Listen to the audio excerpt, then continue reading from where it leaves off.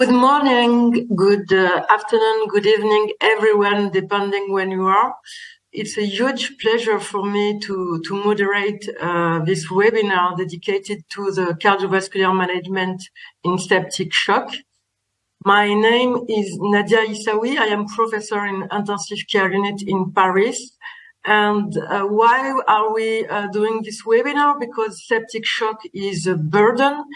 It affects millions of people in the world and killing between 1 in 3 to 1 to 6 patients.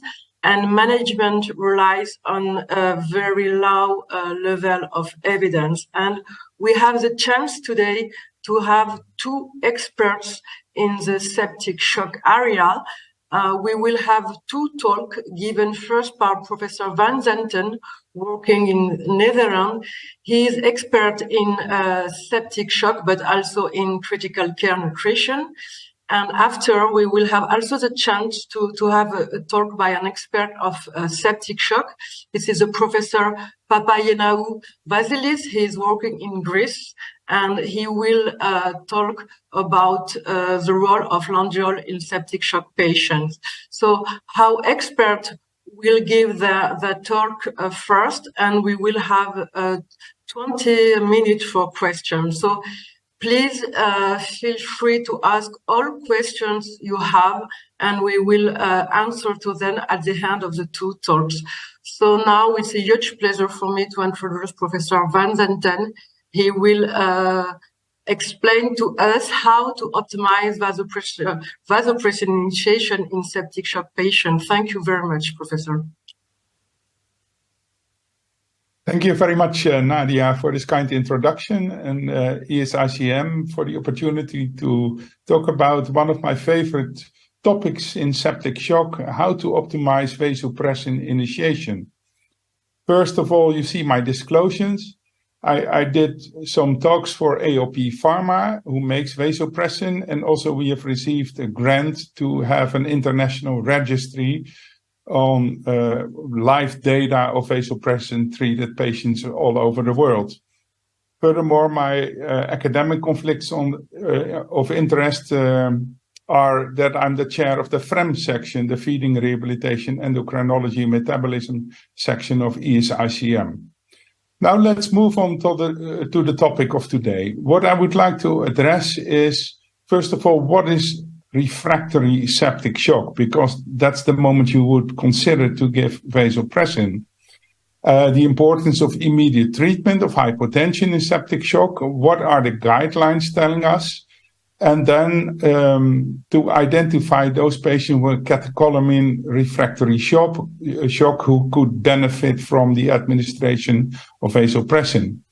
And what are the benefits of early multimodal vasopressor administration and how to apply this in the daily practice. I will show you our protocol we use in the Netherlands, and then I will conclude with some take-home messages. Now, first of all, you know that those patients in the ICU that have to be treated with vasopressors are in septic shock after optimal fluid resuscitation, of course. And those patients with refractory septic shock, and what is the definition? Well, can vary from physician to physician, but in general, the mortality rates of those patients range from 40 to 80%. So this is a very high risk group of patients at risk for dying in the ICU. So there are many ways to deal with patients with septic shock, and I've summarized many of the pharmacological or other interventions we can consider when we have patients in the ICU. Today, I only want to focus on norepinephrine or noradrenaline and vasopressin. There is more, but we have to target the topic to this topic today.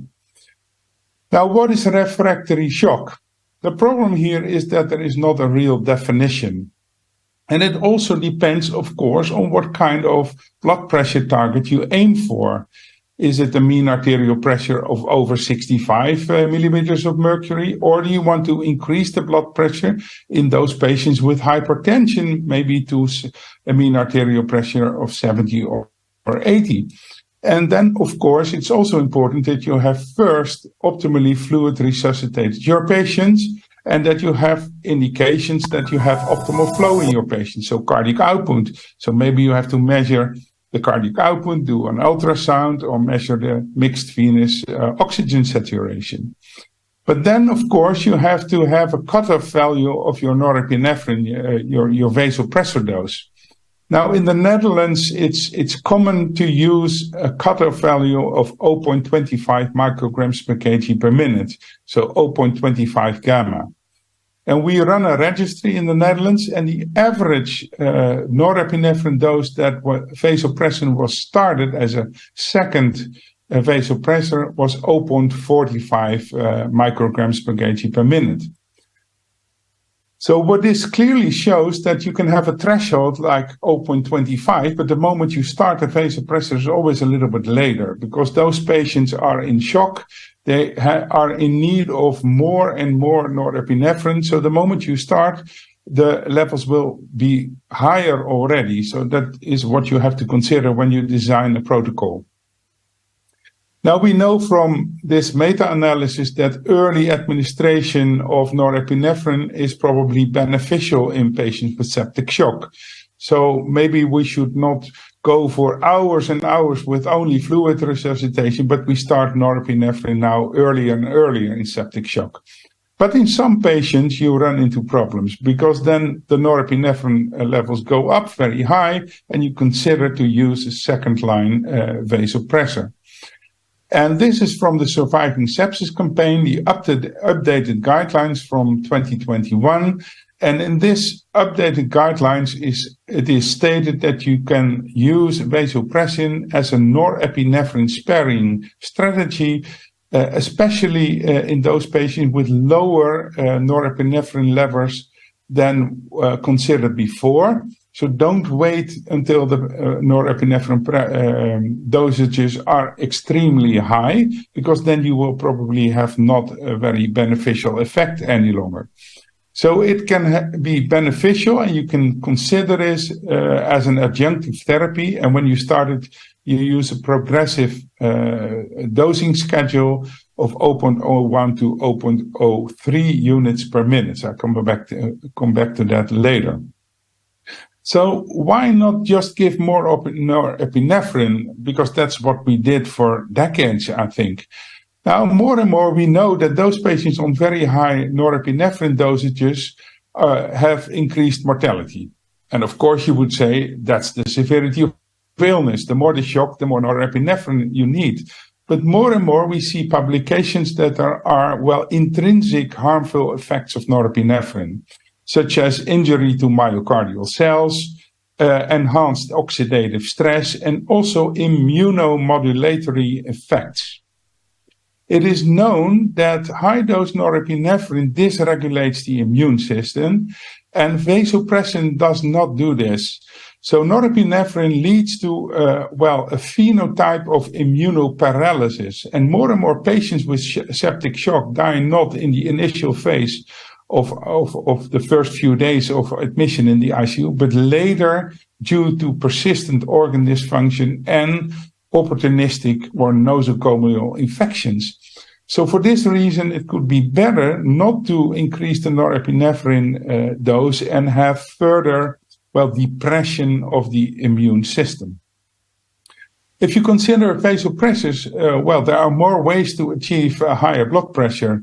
One of them is, of course, norepinephrine or noradrenaline, the catecholamines, but you can also use vasopressin or angiotensin too.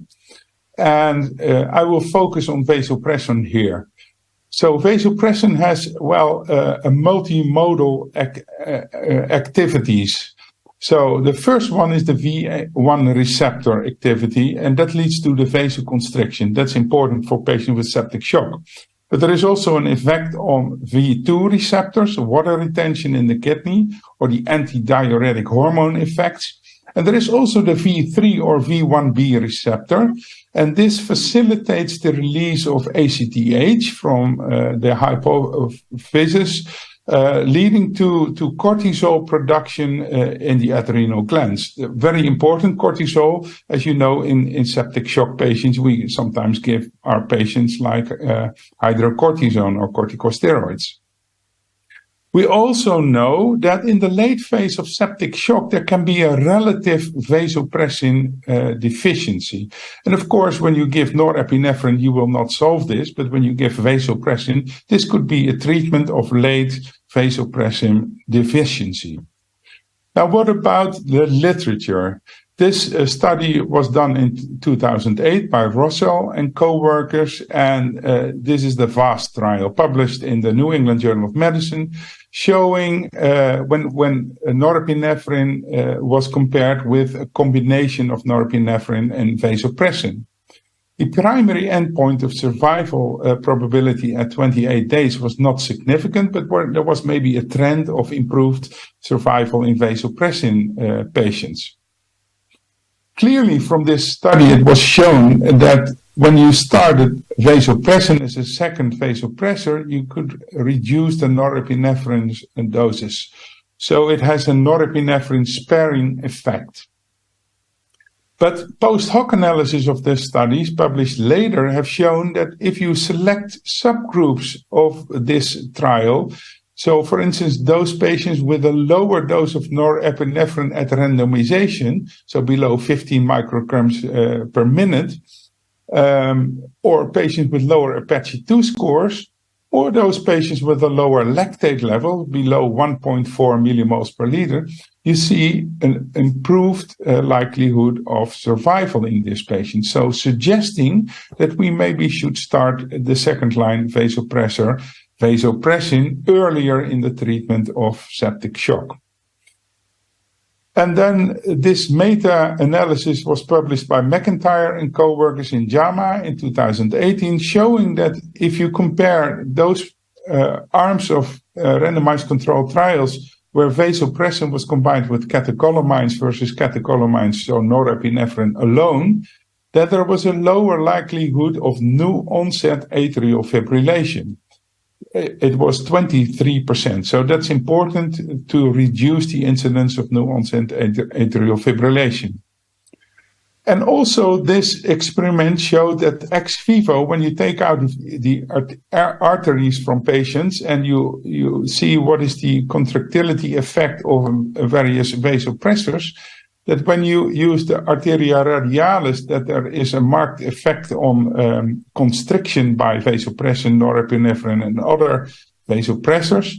But this effect was not seen in the arteria pulmonalis, suggesting that there will be no induction of pulmonary hypertension when you use vasopressin compared with norepinephrine.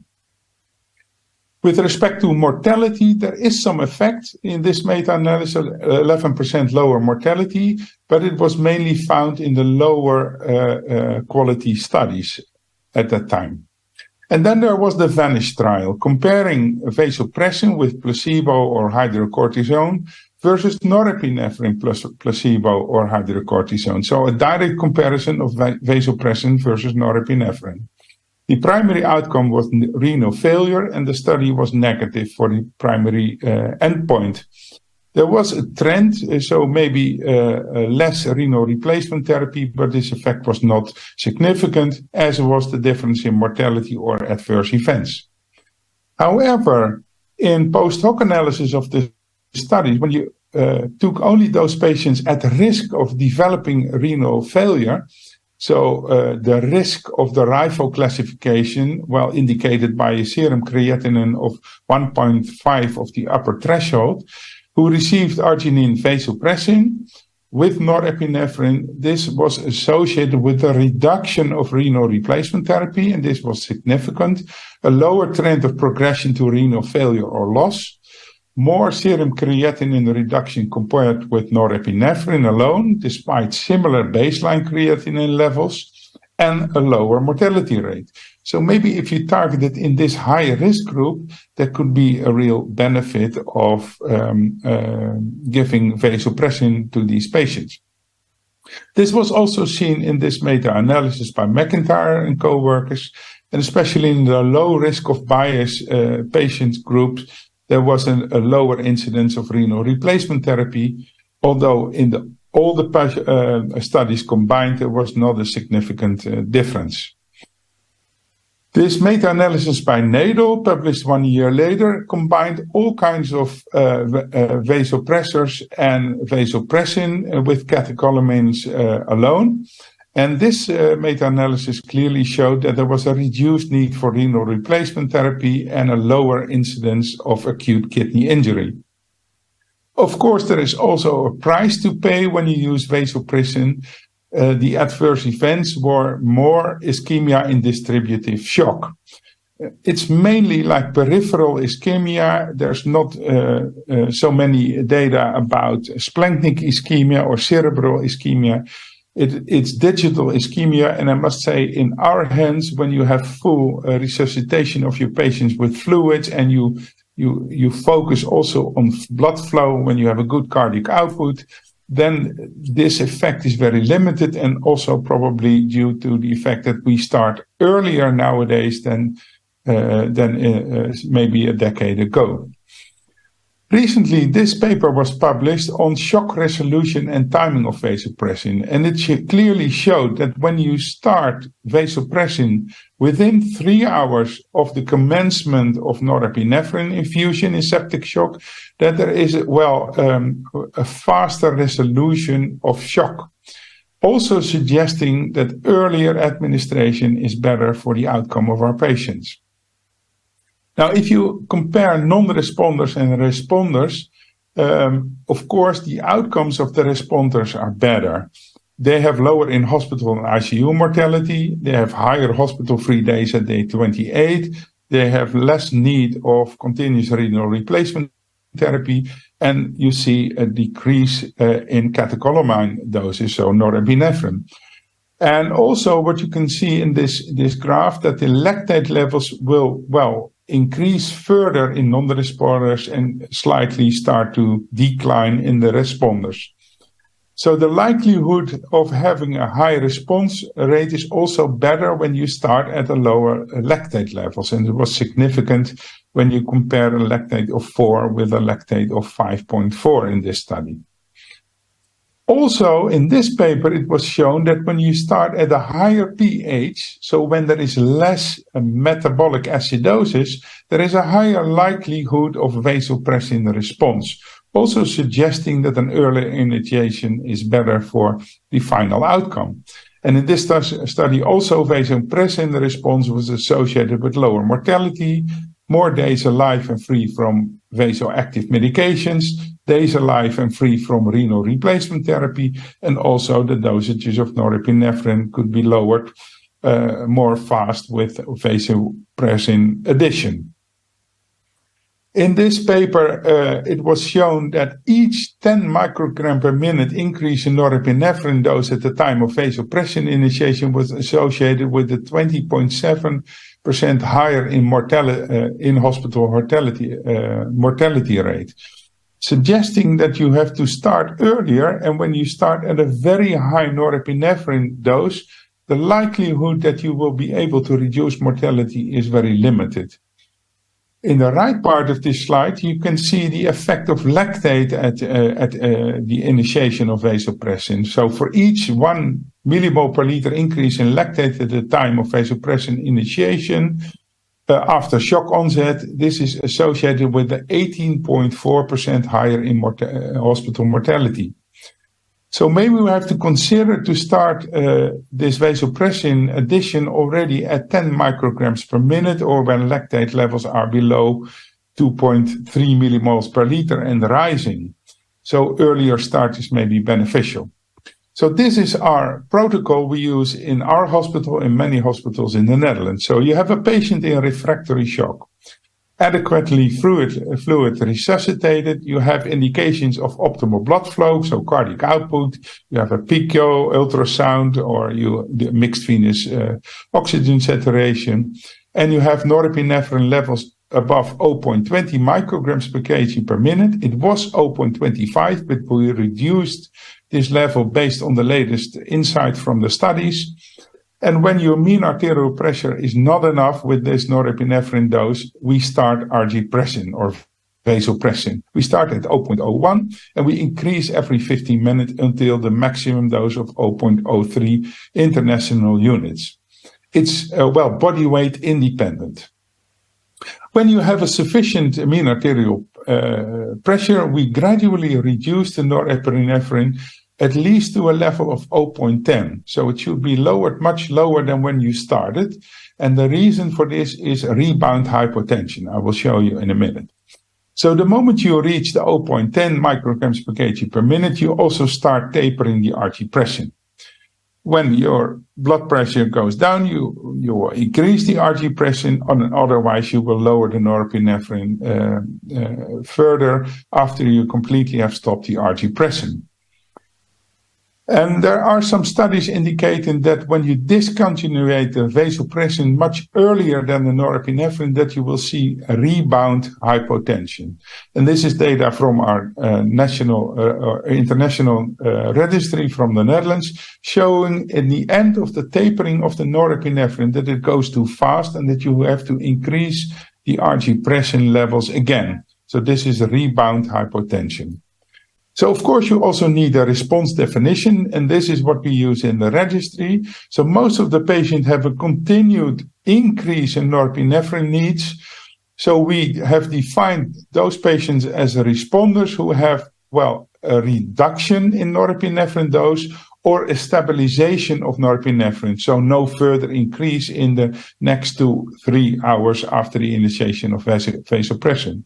And then you will see a response rate of 3 out of 4 patients. The median duration of vasopressin was around 30 hours, so it's not so long that you have to use it.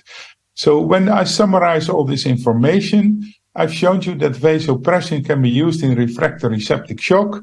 It can be used to reduce the norepinephrine requirements, and it has an impact on the immune system by doing this. And you will also see less norepinephrine-induced side effects like new onset atrial fibrillation. Higher vasopressin response rates and better patient outcomes can be expected, including higher survival, when combined at lower norepinephrine doses at the start, at lower lactate levels and higher arterial pH levels. And then there will be a lower need for renal replacement therapy in patients at risk. There is also less constriction of pulmonary arteries, so it's more suitable maybe for those patients with pulmonary hypertension. When you start within 3 hours of noradrenaline administration, you will see a faster shock resolution. And maybe you have to consider to start vasopressin already at a norepinephrine equivalent dose of 10 micrograms per minute, or when lactate concentrations are, not so very high, maybe below 2.3 millimoles per liter, because this is associated with a higher likelihood of survival in your patients. There are limited side effects, mainly peripheral ischemia, and optimal resuscitation, of course, then is warranted. With that, I'd like to conclude my presentation. And of course, you can provide your questions in the app, and we will address this later during the Q&A session. Thank you very much for your attention. And I give the floor to Nadia. Thank you. Thank you very much, Professor Van Zanten, for this great review regarding the timing of vasopressin, its benefits, and its potential side effects. So, as you said, all the questions will be answered at the end. And now we are going to listen to Professor Papaioannou regarding the role of Landiolol. So it's a different aspect of septic shock and the potential benefits of medication which acts on heart rate. Thank you very much, Professor Papaioannou.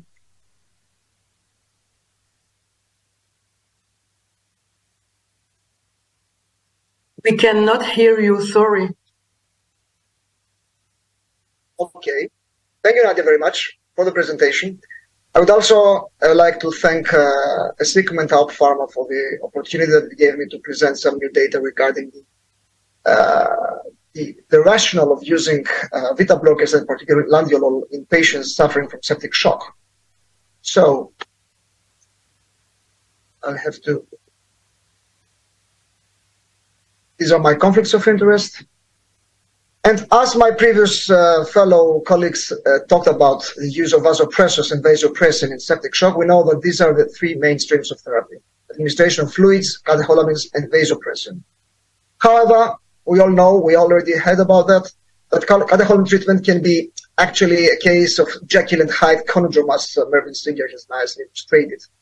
And we are feeling that we are stuck between the skill of compromised tissue perfusion in septic shock. So we need to give vasopressors for achieving a particular blood pressure and optimizing macrocirculation. But at the same time, we're also stuck under the Halides complication of recommended first-line treatment that include all the metabolic, immunological complications that are associated with the use of catecholamines. So, except for the high level of sympathetic surge that takes place during septic shock, increased heart rate has also been found in many studies since many years ago that is associated with increased mortality, as in this study that we see here, that patients suffering from multiple organ dysfunction syndrome and exhibiting heart rate more than 90 beats per minute, particularly in the first hours after the onset of multiple organ dysfunction syndrome, get a higher mortality in relation with those who get lower heart rate. In the previous Microsoft study that was published recently from Netherlands as well, the research group found that the combination of increased heart rate plus lactate or increased heart rate and abnormal microcirculation were the most important prognostic factors associated with mortality in relation with low heart rate or low lactate and so on. And this is a classic study actually confirming the fact that high level of norepinephrine administration in association with the term of refractory shock that Arthur told about, particularly cut off 1 microgram per kilogram per minute, was associated with increased mortality 90 days after that. We have to know that sepsis is a very complex situation, and it can affect the way that the action potential is created at the level of the sinus atrial node. This slide actually shows us one of the basic mechanisms of the creation of the beginning of the action potential from the sinus atrial node pacemaker cells. It is the so-called Fanny current. There are other mechanisms as well. But when others have shown that this Fanny current is significantly altered its biophysical properties by the effect of endotoxin. And endotoxin, sepsis per se, as well as catecholamines, have been found to increase its responsiveness to catecholamines and decrease its responsiveness to the vagal tone, meaning that the heart is actually much more prone to sympathetic toxicity in sepsis due to sepsis and increased catecholamine as well. Another significant issue I want to point out in this presentation, in order to understand from a different point of view the potential beneficial effects of beta blockers, is the biomechanics of heart contraction. Let me remind you that the arterial load, what we call afterload, can be actually estimated through the so-called arterial elastance. It includes different parameters, such as the return waves, the waves that go back from the periphery towards the heart, the peripheral resistance, and the compliance of the aorta. And this might seem a bit complicated graph, but it's actually the basics of cardiovascular physiology. You can see on the left the PV loops, where you can see the stroke volume, the blue area that corresponds to the ejection phase of the heart, and two lines. The first line that ends actually that connects at the end of the diastole and the end of the ejection phase corresponds to the so-called arterial elastance. This is an indirect measure of the afterload that the left ventricle is sensing. And the other line connects actually the start of the X and C axis and the end of the ejection phase, and this is the end systolic elastance. Based on the classical work of Suga and Tsunagawa, these two lines need to have a particular connection between each other. The ratio needs to be around 1. This actually reflects an optimum bioenergetics.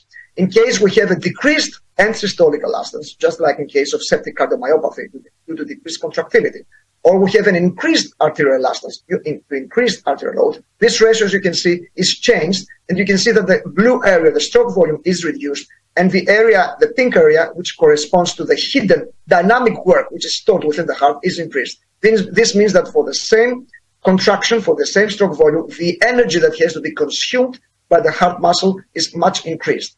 And if we're talking about left ventricular ejection fraction, you know, from the literature that patients might have an increased, normal, or decreased LVF, If you do the math, you can see that left ventricular ejection fraction is related to the ratio of both end-systolic and arterial elastance. And why are we interested actually in these metrics?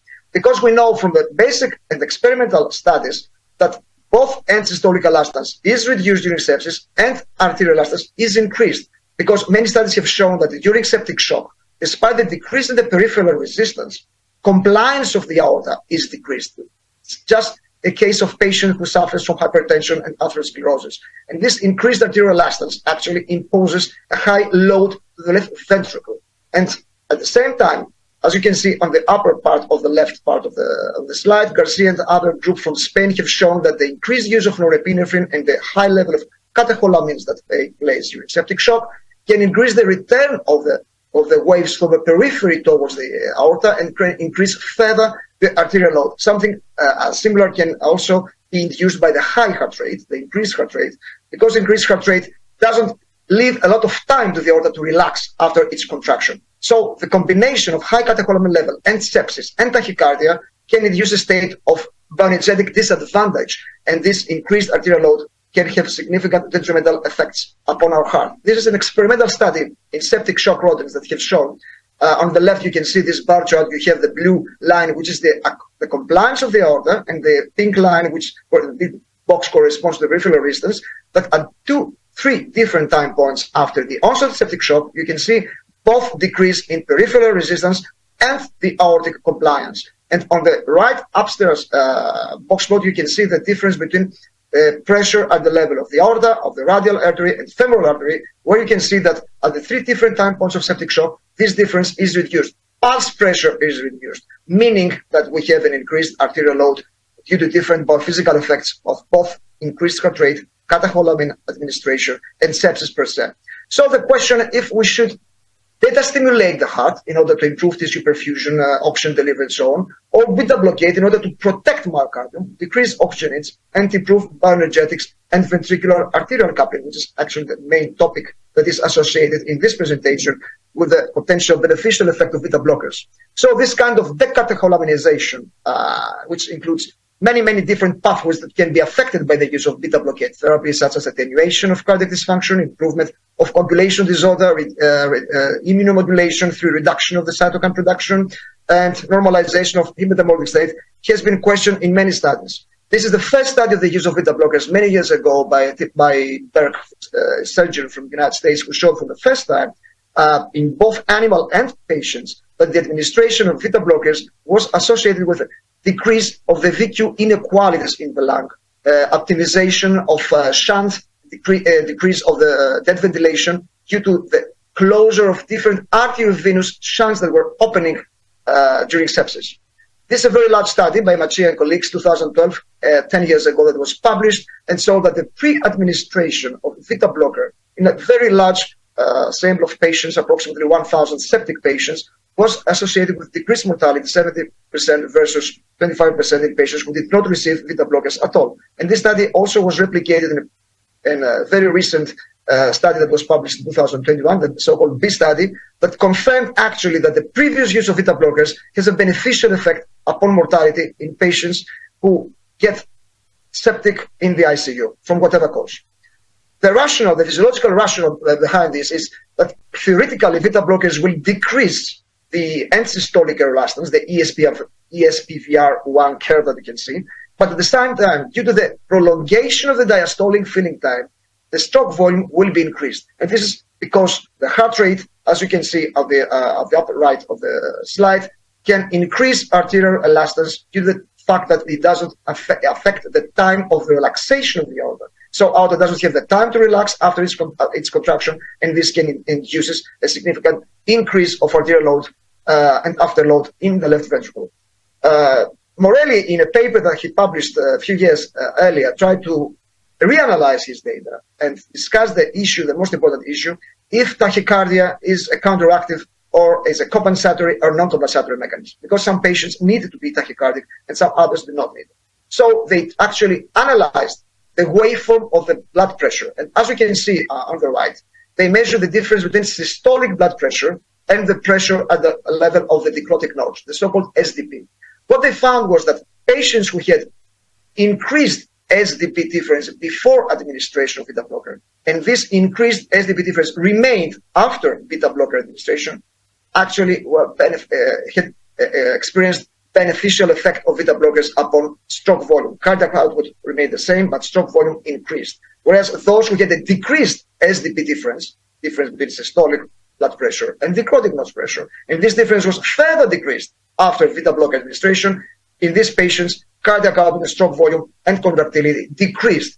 And the physiological rationale behind this is that patients who have high systolic blood pressure and low pressure at the level of diachrotic nodes means they have either high contractility or low arterial load. In this case, tachycardia can be considered non-compensatory, and so they will not have adverse effects by the administration of beta blockers. On the contrary, in the other case, when patients have low systolic blood pressure and high pressure at the level of the cardiac nodes, this means either reduced contractility or increased arterial load. In this case, maybe increased heart rate is counteractive, and nobody should reduce heart rate in these cases. So this is the first case of post-hoc analysis of patients with septic shock, where we can see that maybe in order to personalize our treatment in terms of increased heart rate, we should look in more detail about different characteristics of the blood pressure that corresponds to the both contractility and the biophysical properties of the vascular tree. What about Landiolol? Landiolol is an old drug, actually. It was developed in Japan. Now we have a few randomized controlled trials in Europe. Landiolol has the benefit of having limited effect upon blood pressure and inotropy. It has a very favorable safety profile for patients with renal and hepatic failure or disturbances due to inactive metabolites. And it can be used also in patients with pulmonary disorders because it has a very high beta 1 to beta 2 selectivity, as you can see, 251 versus 1. In terms of stereochemistry, actually, the esmolol that we all know is a racemic mixture that consists of both the R and the S enantiomer. Esmolol has only the R enantiomer, which is responsible for the negative effect upon inotropy and the lowering of the blood pressure, whereas Landiolol is just an S enantiomer, which doesn't have this property in terms of contractility. In terms of pharmacokinetics, Landiolol has a very short, very low volume distribution relation with amiodarone, digoxin, and other drugs. This means actually that the lower the drug, the less the distribution to the tissues, so we have less possible toxicities, and at the same time, the lower dose of the drug is required to achieve a given plasma concentration. Also, half-life is very short. As you can see here, the elimination half-life is approximately 4 minutes in relation with esmocart, atenolol, or metoprolol. The onset of effect is very rapid. The duration is approximately 50 minutes. And this very high cardioselectivity of beta 1 versus beta 2 ratio is responsible for the lack actually of any effect upon pulmonary circulation or upon the bronchial tree receptors. And this is why it can be used also in patients suffering from COPD or bronchial asthma. At the same time, basic research has shown that in contrast with esmolol, Landiolol doesn't affect any ionic current at the level of the membrane. It doesn't affect calcium currents, it doesn't affect sodium currents, so it does not affect refractory period and at the same time contractility of the heart cell. What about the clinical trials? This is the first randomized control trial that was published in 2020, the JLAN-3 study, which included approximately 151 patients. 76 patients received Landiolol and 75 patients received standard care of therapy. The Landiolol infusion started at 1 microgram per kilogram per minute, and the maximum permitted dose was 20. What did they find? They actually found a statistically significant difference in terms of patients who achieved heart rate between 60 and 94 beats per minute at 24 hours, and also a reduced number of patients with new onset of arrhythmia. Mortality did not differ between the groups. Nevertheless, in a post-hoc analysis by Matsuda of this study, it was found that patients with respiratory infection who received Landiolol have a significantly lower mortality at 28 days. And at the same time, the safety profile of Landiolol was not actually affected by any kind of differences in terms of patients suffering from septic shock, meaning high or low left ventricular ejection fraction, the presence of metabolic or respiratory acidosis, other failures such as acute renal failure, so on. So this actually comorbidities did not affect the efficacy and safety of Landiolol during this study. And one of the potential mechanisms of these favorable effects could be this paper is an old paper in Shock, but actually shows many properties of Landiolol. It was actually done in pigs, and the research group found that the administration of Landiolol was associated with significantly reduced edema at the level of the lung.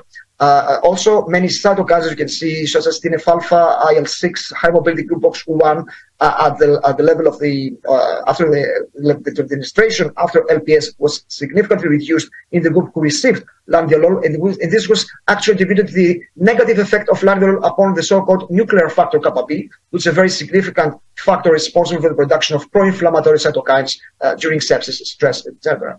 This is one of the most significant meta-analyses that have been published, 2020, where you can see that the authors were able to find that the administration of beta blockers, and particularly ultra-short-acting beta blockers, such as both esmolol and landiolol, was associated with significant decrease in mortality, 82.2% the reduction in ratio, and 5.5 numbers needed to treat. So this is the first take-home message, that the use of ultra-short-acting beta blockers can reduce mortality, something that is very difficult to achieve, as we all know, in clinical trials in critical care medicine, apart from other secondary outcomes, such as renal dysfunction, white blood cell count, and so on.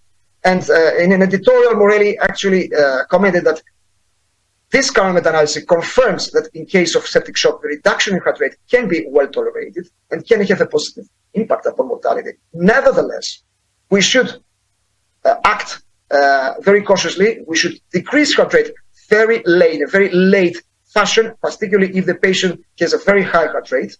And the 95 beats per minute is a very well-defined threshold, which can be a safe threshold for our patients, but only after the fluid administration, the fluid optimization, and the use of vasopressors that has been actually used and administered within the first 24 hours. And if then the patient continues to be tachycardic, this tachycardia can be considered as a non-compensatory tachycardia, either due to alteration at the level of arterial elastance or due to the effect of sepsis and catecholamines at the cardiac pacemaker cells themselves.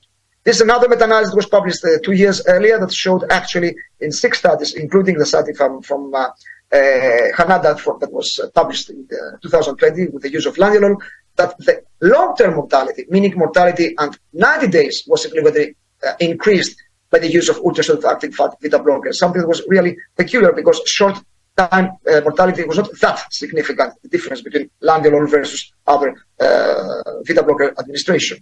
And now we have the stressor study, a study that was published in October 2023 in JAMA.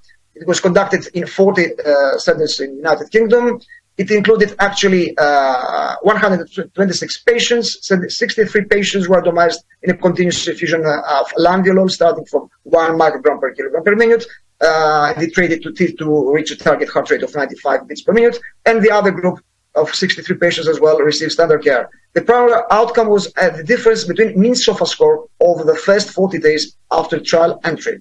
And no differences were found between Landiolol infusion group and the standard care group in terms of SOFA differences. At the same time, the study was terminated early because the mortality in the Landiolol group was increased. Nevertheless, this study has many pitfalls. I would like to point out this, although they have not been really evaluated yet. For instance, one significant problem with the study is that Landiolol group had higher mean lactated norepinephrine requirements. And this could mean that the cardiac output was much more indicated, so much more reduced. So in this case, maybe heart rate was a compensatory mechanism, and reduction of heart rate could decrease stroke volume. Hemodynamic monitoring was not the same in all centers.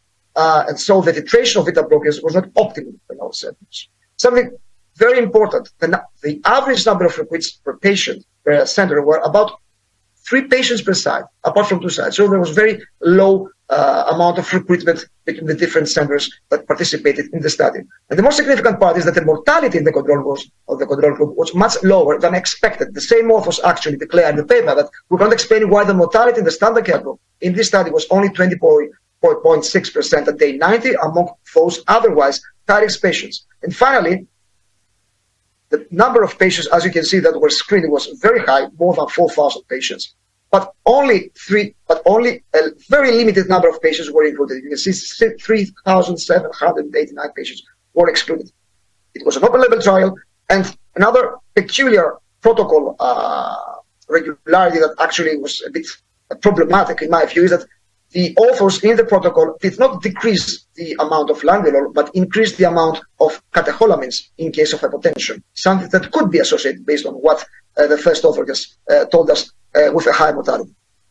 So we are attending the Landiolol study, which is actually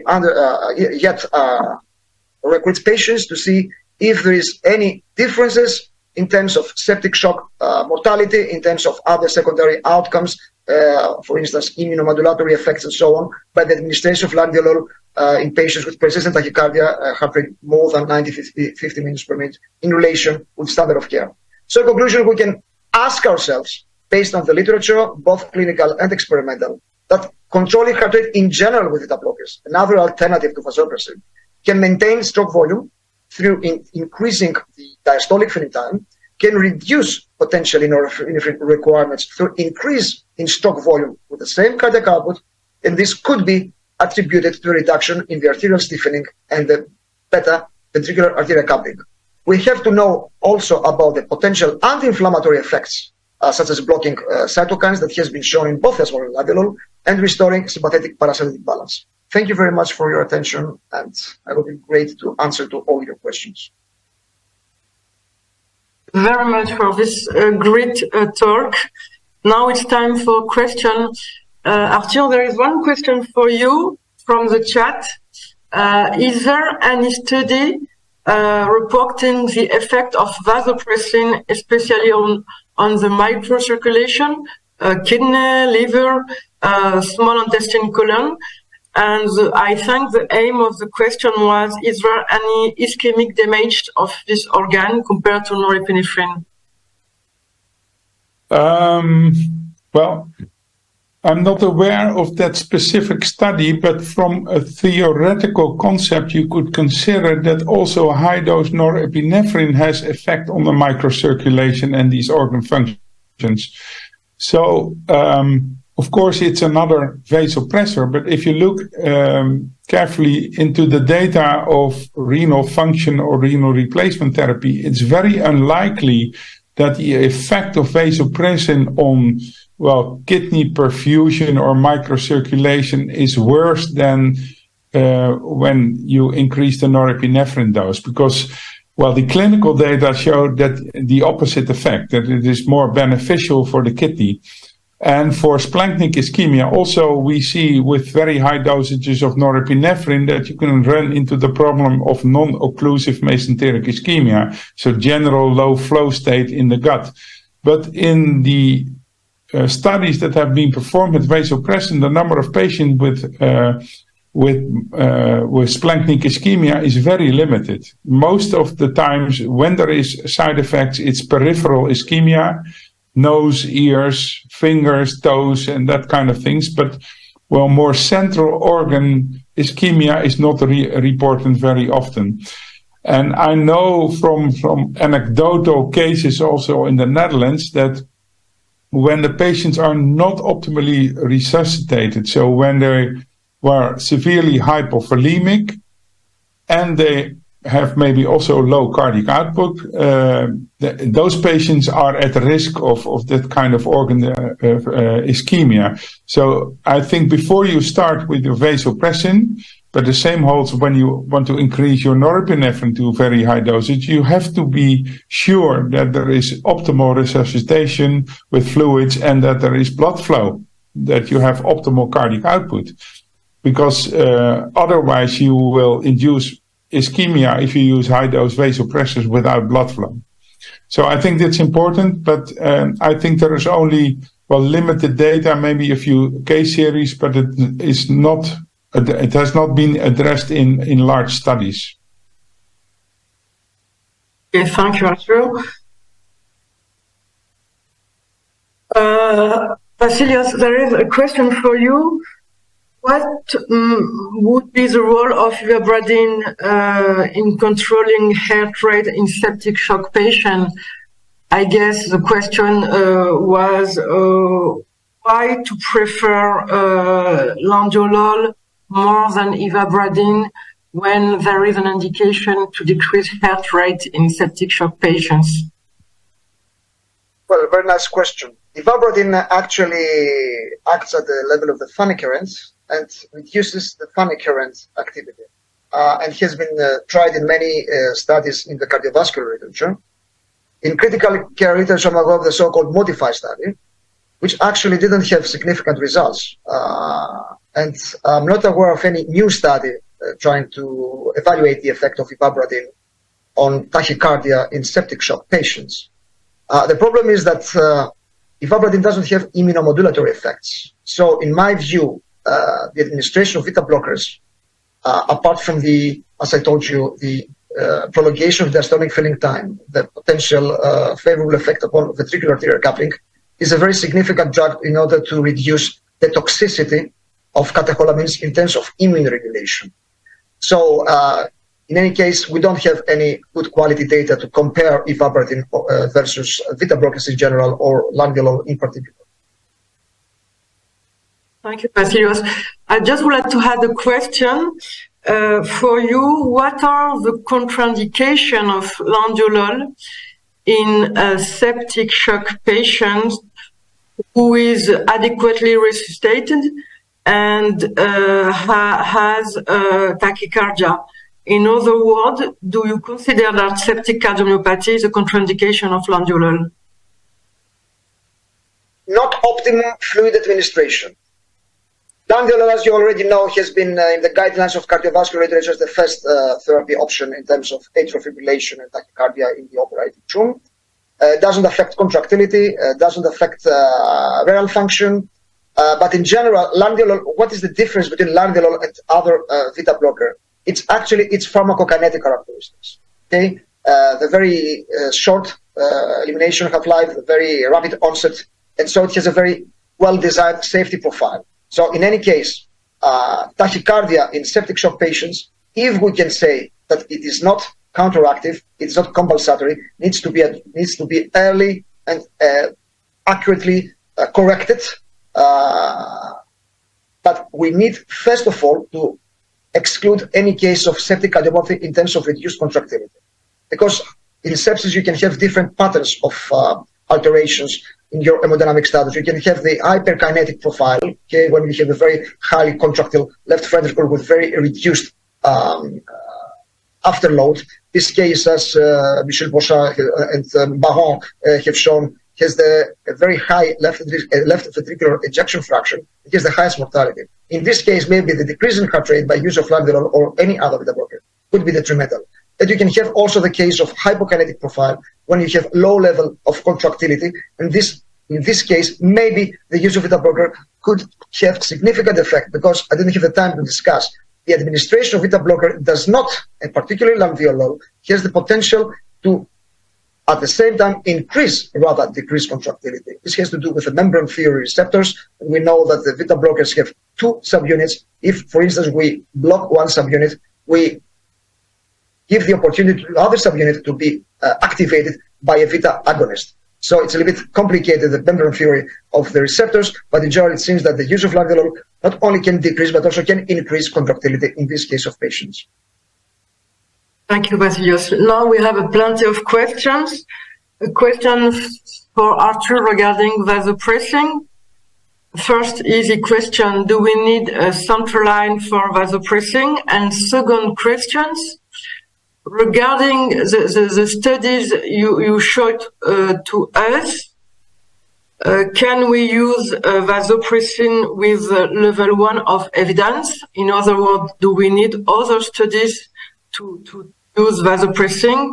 And can we use vasopressin as first modality of vasopressors?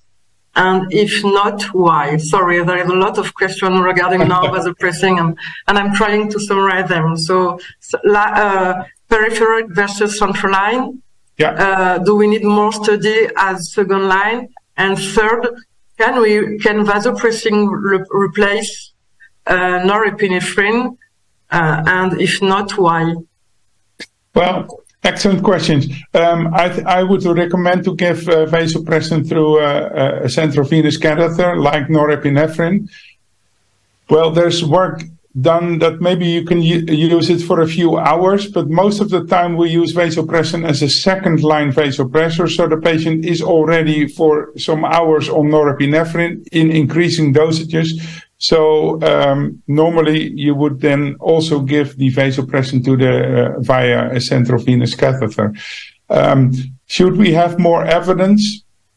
Well, it depends on what you want to achieve. If you want to have like a new study showing a reduction in mortality, well, there could be an idea to do new randomized controlled trials in especially those patients with a high likelihood of effect, because we more and more know now that when you start earlier at a lower level of lactate, a higher pH and so on, that you would probably see a difference in mortality outcomes.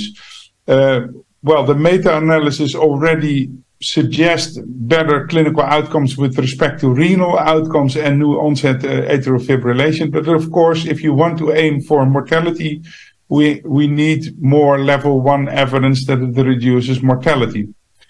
Could it be used as a first-line vasopressor? Well, it has been done in the Vanish trial. It can be done, and I know that many hospitals and intensivists use vasopressin as a first-line vasopressor in septic shock in patients with pre-existing pulmonary hypertension, and also in cardiac surgery it's used, but it's not septic shock, of course. So you can use it as a first-line vasopressor. Recently, we also have like angiotensin 2 we can also use, but I think if you compare angiotensin 2 and vasopressin, that there is only a limited indication for angiotensin 2 in those patients with the higher renin levels or with emerging AKI, and that's a more limited patient group than the patients you could treat with vasopressin. And also the cost for angiotensin 2 are much higher than the vasopressin costs of treatment per patient. So what is the future here is I think we could go into an era of multimodal vasopressor therapy. So maybe in the future, we can start with maybe 2 or 3 vasopressors from the beginning with septic shock, and then we have to make like taper protocols, which one to reduce first. And if you look into the data we have now, that probably you will start reducing the norepinephrine first, and then you start to reduce the vasopressin. But of course, before we can recommend this in guidelines or so, we need new studies to prove that this multimodal vasopressor approach from the start and not after some time in refractory shock is a way to go forward. But I think it's promising if you do an interpretation of the data that we in the next few years we see more studies with multimodal vasopressor therapy. Thank you, Doctor. One question for Vasilios, a very practical question. Which doses do you recommend to start Landiolol? We begin with 1 microgram per kilogram per minute, and we increase up to 20 until the patient has approximately less than 95, 94 beats per minute. We don't go more than 20 micrograms per kilogram per minute. And since the patient is already receiving vasopressors, we're trying to diminish Landiolol level in terms of blood pressure alteration or heart alteration, and not vasopressor increase. Thank you very much. So I think it's time to conclude. Thank you very much, Arthur and Vasilios, for this brilliant talks. We have to thank the participants for their question, to thank Elise and Alex and all the staff to organize the webinar and house sponsor for this great webinar. Thank you very much, and do not miss our next webinar.